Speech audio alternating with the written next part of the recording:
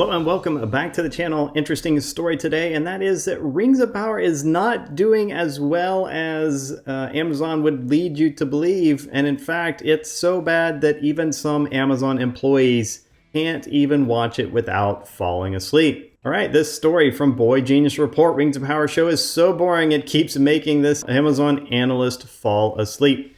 Without further ado, let's get into this story. Even though the first 4 episodes of Prime Video's wildly expensive Rings of Power pretty much bored me out of my mind, I'm going to keep watching, says the article writer, which is Andy Meek. Especially since the episode of the series that just dropped over the weekend features an epic battle, which turned out not to be that epic after all, which no doubt diminishes the yawn factor considerably. The problem with the slow pace of the show thus far, though, is that some viewers might not end up going the distance and drop off in frustration, or drop off asleep out of sheer boredom. That includes viewers like Tom Forte, an Amazon analyst at D.A. Davidson, who wrote in a recent note for investors that the performance of Rings of Power has left him concerned. Well, we fell asleep during our first viewings of episodes 1, 3, and 4, and have not watched episode 5 yet due to a combination of not enjoying the first 4 episodes and a busy schedule.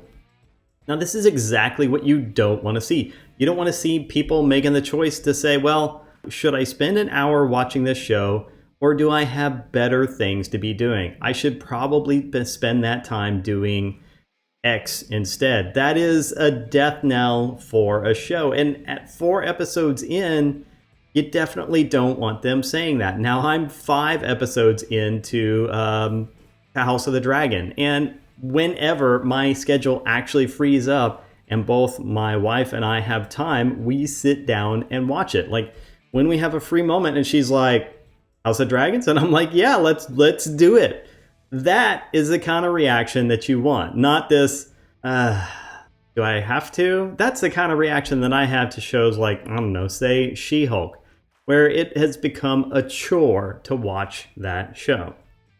Now, Forte went on to write that he had been hopeful in the lead up to the launch of Rings of Power. However, he's grown more pessimistic since the series, which currently has a 38% score on Rotten Tomatoes, debuted nearly 1 month after its September 1st launch and 5 episodes in. On an 8-episode season, the audience response, as measured by Rotten Tomatoes, is far worse than we initially expected. And I think it just continues to get worse.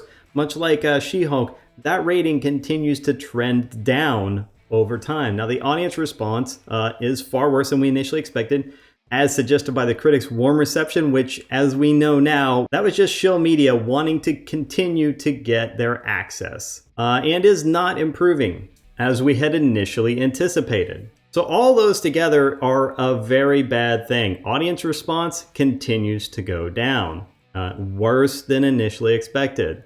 And of course, they initially got a critic reception, which was warm, although if you remember, I have documented many times how even in the critics' receptions that were warm, that had a positive headline, there was feedback on almost every single one of those articles that this show was boring and that it suffered from bad dialogue and poor pacing.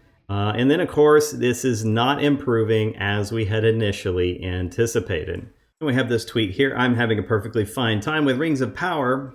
And he says that, but, okay, here's the but that we get in every single, anything that complements Rings of Power comes with a but. But why does every line of dialogue sound like it was written contentiously by committee and watered down to its most boring iteration? And this is the complaint that we've heard again and again and again. So it's boring and has terrible dialogue. Next, from Gretchen Felker Martin, it's really incredible how bad Rings of Power is. Like, not only is it boring, ugly, uneventful, repetitive, and flat, it also seems to actively go out of its way to avoid becoming interesting or telling you anything about its characters. Yeah, poor character development is another thing that we see in a lot of woke shows that place messaging and a narrative ahead of storytelling. The same kind of thing that we see in She-Hulk, and I could say basically all of episodes 1 through 6 are like that, except a couple of brief character expansions on, say, Holden Holloway and actually some character introductions and a little bit of development that we get in episode 7, which is The Retreat. Amazon, for its part, seems satisfied that thus far with the performance of the show, one of the most expensive in TV history. In fact, the company said that on its first day of availability on Prime Video, the show garnered 25 million global views. The true measure of success, though, however, the most important signal of the show's success won't be apparent right away. Unlike a rival like Netflix, Amazon's Prime Video unit doesn't make original shows or movies for the end goal of simply entertaining people. Prime Video's original content is meant to serve as a key component of the Amazon operational flywheel, making a Prime membership seem more valuable. In other words, it draws an ever-increasing number of signups, which means more money to make the Prime subscription package even more valuable, which again draws more signups, and on and on and on. It's what they call the sticky ecosystem, right?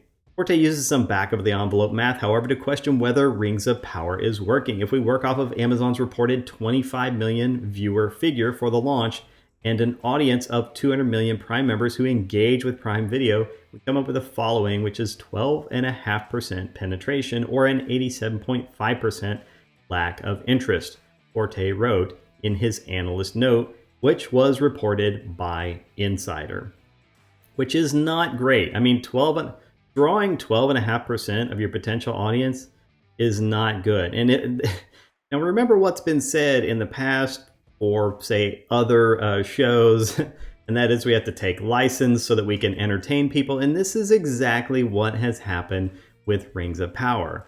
They decided they wanted to write the novel that Tolkien never wrote. They needed to update Tolkien for modern times. They basically needed to take license with Tolkien's works in order to entertain people, even though people had no problem being entertained by Peter Jackson's trilogy, which adhered much more closely to Tolkien's work and didn't decide to take liberties so that they could inject some message or modern storytelling. So I don't think that needed to be included, and it doesn't look like it's helped them. This is the same kind of backfire that we were right. We knew we were going to see this. At least we thought we were going to see this, and we all hoped we were going to see this.